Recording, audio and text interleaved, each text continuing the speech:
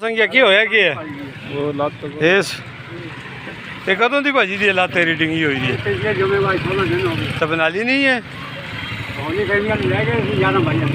ना ते दोबारा लाई भी नहीं उन्होंने लाई है 2 दिन रखे प्लास्टर की तरह पूरी टंग चढ़ी फिर क्या होया बारिश में तो निकल गया वो बारिश भी कोथे रहे तू ऐसी रोड पे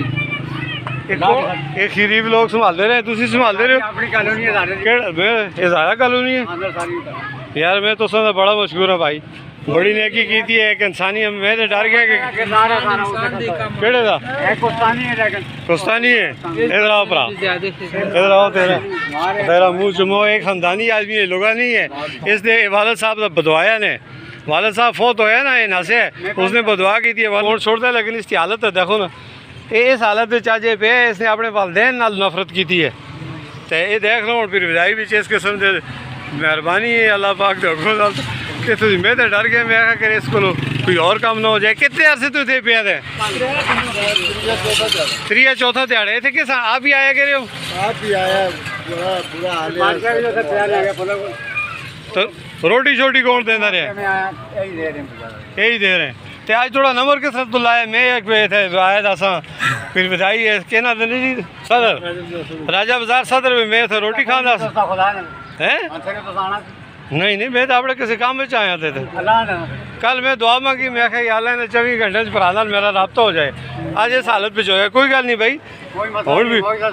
ठीक है ना ना अल्लाह मालिक का खैर है जी कोई गल नहीं गड्डी आने इसको कोई मसला नहीं भाई तेरी टंग भी ठीक हो सी तू भी ठीक हो से ये अल्लाह पाक ने तेरी मदद की थी और ये उसका एहसान है मेरे जैसे आदमी को आखे कि उतना पहुँच तो इस पर ने मदद बनाई ये मसीहा है ये तो सारे का अल्लाह पाक इसका दर्जा दे सी ये दर्जा कौन दे सी लेकिन बाबा मरे तो ऐसा मेरे वाले करके गया जी वाला आखिरत ऐसी असी थोड़े भरा हो जाने थोड़ी खिदमत कर सा इंशाल्लाह मेरे 6 बेटे हैं एक बेटा थोड़े वाले कर सा जो लो संगिया खिदमत कर ठीक है भाई टंग नहीं ना छिकन दीती सासा ऐसा क्या टंग तेरी छिक ले ऐसा तेल न ले ओ नहीं नहीं नहीं नहीं ना ना टंग से इंशाल्लाह कैसे ऐसे 10 का ना दोबारा इसको पान के लानी पैसे हाँ ऐसा तो भाई एक्सरे कराओ एक्सरे करा के सब दोबारा करनी बस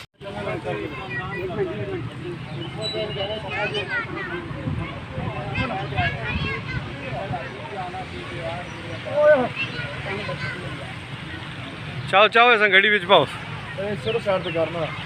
हाँ ये लाता पर कोने तो राखे